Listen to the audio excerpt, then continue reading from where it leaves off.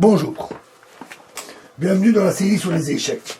Ici, cette partie s'est jouée entre Taimanov et Zakodiakin en URSS en 1945. Et le trait est au noir.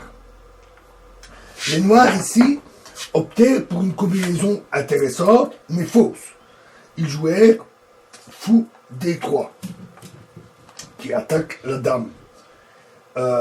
Et dame point prend D3, suivi de fou prend F4.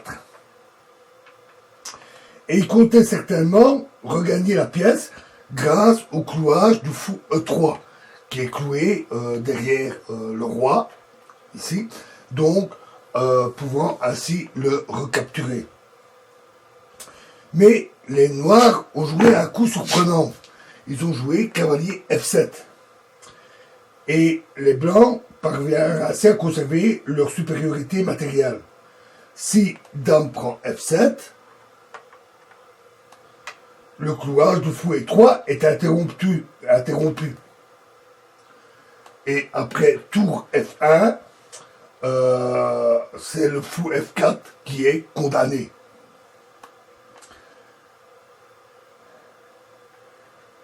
Et sur roi prend F7, alors roc, et ce n'est pas plus efficace. Il s'agit cette fois à la fois d'une déviation qui vise à déclouer une pièce, le fou, et d'une attraction d'une figure adverse dans un clouage, le roi, permettant le clouage du fou noir cette fois-ci. Donc la partie continua par fou prend E3,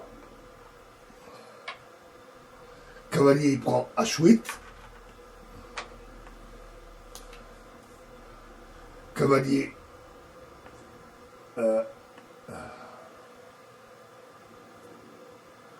excusez-moi, il me manque une pièce. Ah ouais, il manquait le cavalier ici, excusez-moi. Cavalier F6.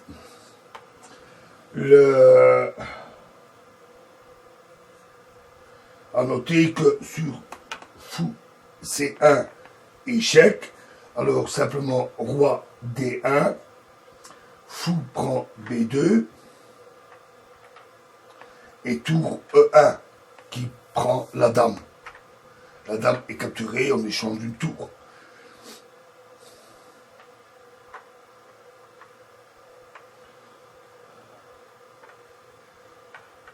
Donc ils ont joué cavalier F6,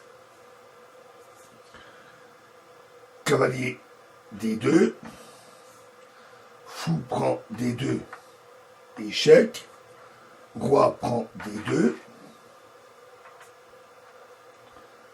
cavalier E4, échec, roi C2, cavalier F2, et ici, à nouveau, un très bon coup, cavalier G6, qui attaque la dame, H prend G6,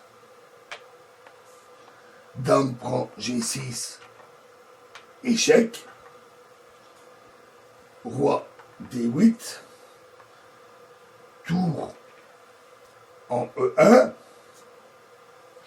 cavalier E4, pas le choix pour protéger la dame, éviter le mat aussi. Il y avait une menace de la dame sur tir et une menace de mat en E8.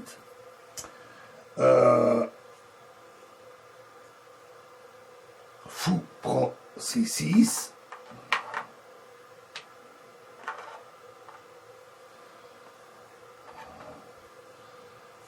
B prend C6.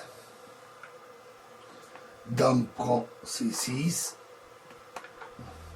Et dans l'impossibilité de regagner la qualité, avec en plus 2 pions de moins, les noirs abandonnèrent.